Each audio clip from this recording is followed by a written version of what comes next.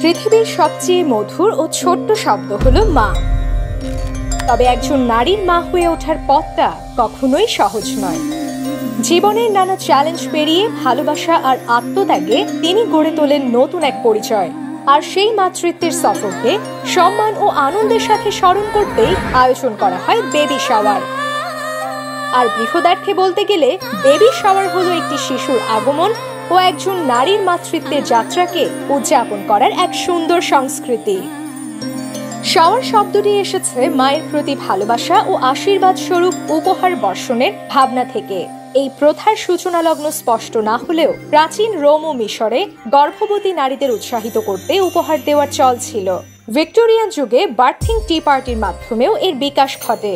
19 শতকের শেষ দিকে এবং 20 শতকের শুরুতে এ আয়োজন আরো জনপ্রিয় হয়ে ওঠে, আর দ্বিতীয় বিশ্বযুদ্ধের পর আমেরিকায় এটি একটি সামাজিক রীতিতে পরিণত হয়। বিশ্বজুড়ে বেবি শাওয়ার বা মাতৃত্ব উদযাপনের এই রীতিতে দেখা যায় বৈচিত্র্য।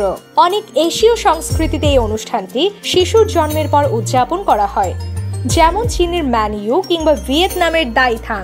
অপরদিকে আমেরিকা, অস্ট্রেলিয়া ও কানাডায় বেবি শাওয়ার শিশুর জন্মের আগেই পালন করা হয়, যদিও পশ্চিম ইউরোপে এই রীতি এখনো ততটা প্রচলিত নয়। বাংলাদেশি সংস্কৃতিতে বেবি শাওয়ারকে আমরা সাদ ভক্ষণ, সতসা সহ অঞ্চলভেদে বিভিন্ন নামে চিনি। এটি সাধারণত গর্ভাবস্থার 7ম বা 9ম মাসে হয়। এই দিনে গর্ভবতী মাকে তার পছন্দের খাবার পরিবেশন করা হয়, দেওয়া হয় নতুন পোশাক, আর পরিবার ও স্বজনরা তাকে ও অনাগত শিশুকে শুভকামনা ও আশীর্বাদে ভরিয়ে তোলেন। আধুনিক বেবি শাওয়ার শুধুমাত্র উপহার দেওয়ার আয়োজন নয়, এটি এখন একটি গুরুত্বপূর্ণ সামাজিক ঐতিহ্যে রূপ নিয়েছে।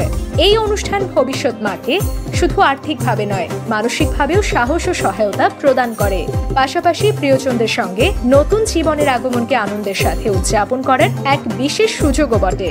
আর এই উদযাপনকে আরো জাঁকজমক করতে ফরচুন স্কয়ার কনভেনশন দিচ্ছে বেবি শাওয়ার আয়োজনে হল রেন্ট সম্পূর্ণ ফ্রি। পছন্দ অনুযায়ী স্লট পেতে আজই আপনার বুকিং কনফার্ম করুন। ফরচুন স্কয়ার কনভেনশন প্যারাগন হসপিটালিটির একটি অঙ্গ প্রতিষ্ঠান।